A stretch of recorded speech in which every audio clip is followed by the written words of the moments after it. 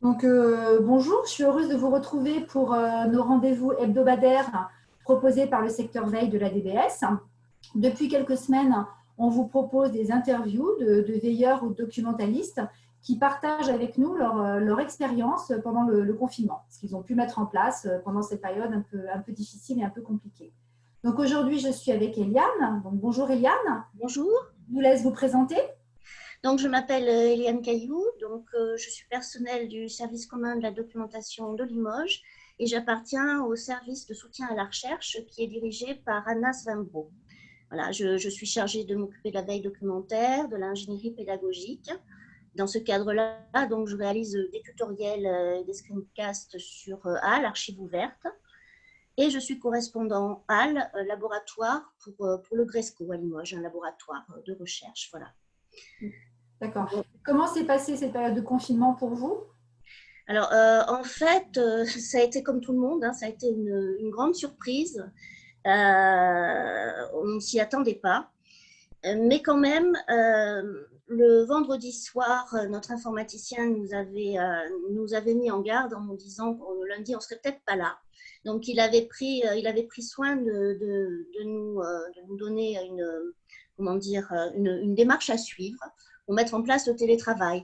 Donc, je n'ai pas du tout été, enfin, j'ai été surprise par la nouvelle, mais au niveau technique, on était déjà au point. Donc, j'ai pu installer les outils dont j'avais besoin pour le télétravail, donc notamment les outils de visioconférence, puis Blue Button, la connexion bureau à distance, et puis l'installation du VPN et la connexion bureau distant.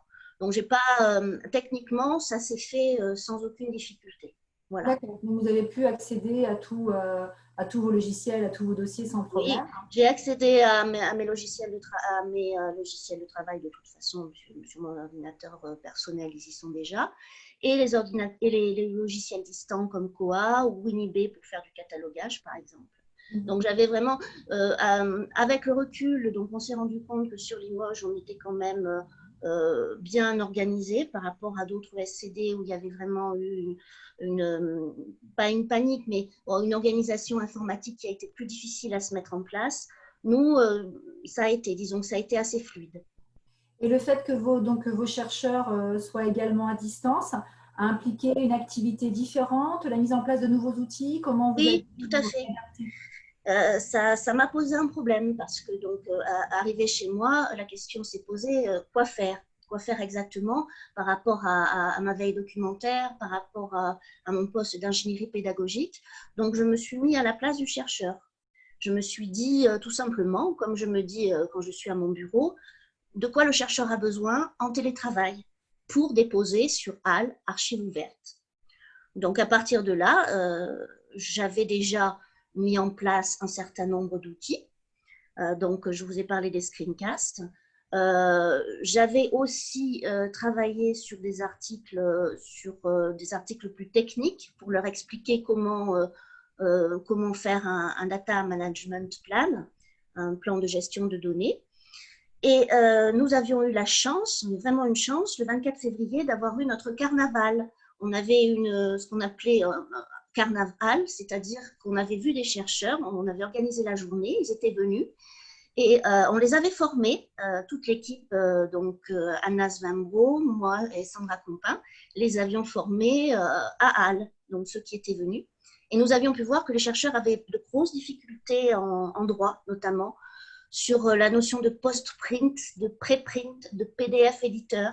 Ce n'était pas clair pour eux. Donc, je me suis dit que j'allais leur faire des supports pour essayer de les familiariser avec ces notions de droit et de façon ludique, parce que bon, le droit, c'est pas forcément c'est lourd des fois. Et si on rentre trop dans les détails, les chercheurs vont s'y perdre. Ils n'ont pas le temps de se concentrer dessus trop. Donc, les quiz me paraissaient sympathiques. Et puis, d'autre part, donc j'avais mes collègues à La Réunion et en Guyane, dans les SCD là-bas, notamment Marie Latour, qui s'était spécialisée dans des supports pédagogiques ludiques. Donc, elle avait fait des jeux, elle avait travaillé sur des jeux qui s'appelaient License to Kill ou Fastoche Hall.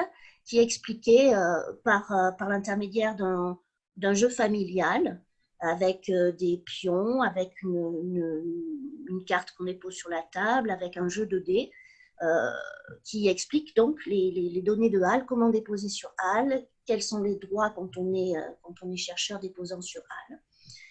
Et donc, je suis partie sur l'idée du quiz. Voilà, tout simplement, ça s'est fait assez naturellement.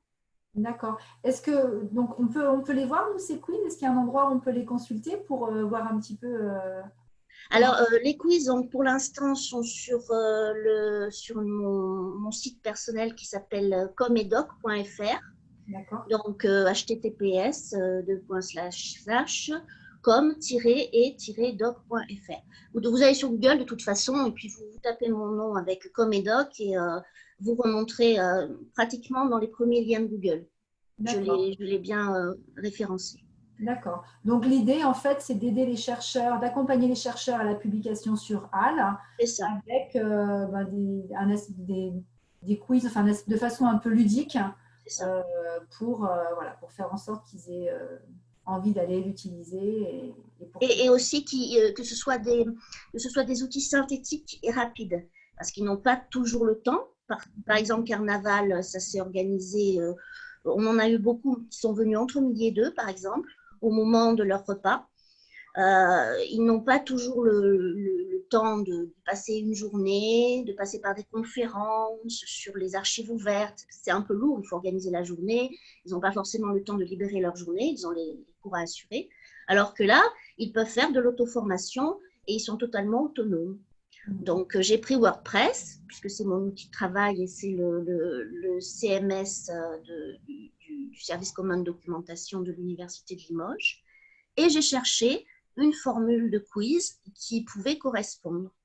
Donc, j'ai trouvé WPro Quiz qui était assez facile de manipulation, qui était souple à l'usage et qui permettait l'envoi automatique de résultats avec les pourcentages de réponses fausses et de réponses justes. Et puis, j'ai rajouté un petit Booking Activities qui me permettait aux chercheurs de s'inscrire parce qu'ensuite, le but pour moi, c'était d'organiser des petites formations en présentiel une fois qu'ils auraient rempli le quiz, quoi, pour faire une sorte de correction. Bien sûr. Donc aujourd'hui, vous m'avez dit que vous n'aviez pas encore rendu ces quiz publics. Les chercheurs, ou en tout cas les chercheurs, les ont peu utilisés. Oui, les chercheurs sur Comedoc étant un outil visible sur le web, mais pas rattaché au SCD. Les chercheurs n'en ont pas forcément connaissance. Nous allons commencer à partir de la rentrée, tous les correspondants HAL qui ont été désignés, à aller nous présenter dans les laboratoires, donc avec notre responsable, Anna Svambo. Et à partir de là, donc, nous allons servir d'appui aux chercheurs pour leur faire des séances de formation, c'est un bien grand mot, mais leur montrer comment déposer sur HAL, comment créer un CV sur HAL, comment créer leur IDAL, et puis les notions de droit qui y sont associées quand ils sont déposants. Et donc, je pense qu'à ce moment-là, le quiz, les ateliers quiz que j'ai mis en place sur Comedoc auront une pertinence importante. Ils pourront s'en servir à la fois en présentiel, ils pourront s'en servir aussi chez eux, puisqu'on ne sait pas de toute façon comment les choses vont s'organiser à partir de la rentrée. Oui, c'est ça. C'est ce qui est intéressant, c'est qu'aujourd'hui, vous avez construit des outils qui vont être utilisés dans le futur, qu'on soit encore à distance. Voilà. Qu'on soit en confinement ou qu'on revienne en présentiel. Donc, il fallait que ce soit une formule souple, une formule assez innovante et une formule qui ne soit pas ennuyeuse et trop lourde. Donc, pour les contenus, j'ai sélectionné le site Formadoct du doctorat, enfin le site Doctorat Bretagne Pays de Loire, qui a un contenu pertinent et clair. Et j'ai été aussi au niveau du copiste CIRAD, le CIRAD étant un organisme français de recherche agronomique. Donc, j'ai bien potassé mon sujet pour dominer le sujet et pour pouvoir ensuite l'adapter à des quiz. Et il s'agissait ensuite de travailler sur la mise en forme. Donc, la mise en forme s'est imposé, je vous dis, sous forme de quiz, avec ma sensibilisation déjà au travail qui avait été fait en Guyane et à La Réunion. Voilà. Les thèmes peuvent varier, aller de la science ouverte au droit d'auteur, justement, publication scientifique, qu'est-ce qu'un data paper, la bibliométrie. Et ce sont sous forme de capsules rapides avec des objectifs. Le temps de la capsule qui est indiqué, par exemple 3 minutes, vous pouvez répondre en 3 minutes, etc. Et à la fin, le résultat, le pourcentage de réponses positives ou négatives obtenues. Voilà. Très bien.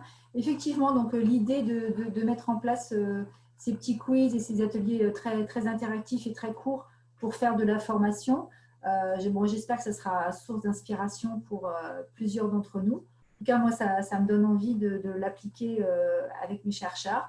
Juste une dernière question. Est-ce que la mise en place de ces quiz vous a pris beaucoup de temps? Oui, parce que c'était la première fois que je le faisais. Donc, à partir du moment où il a fallu faire des recherches pour trouver l'outil, j'ai testé beaucoup de formules plugins sur WordPress qui proposent des quiz. Et elles ne sont pas toutes exceptionnelles ou intéressantes, ou faciles à manipuler. Il fallait un outil que je puisse manipuler rapidement.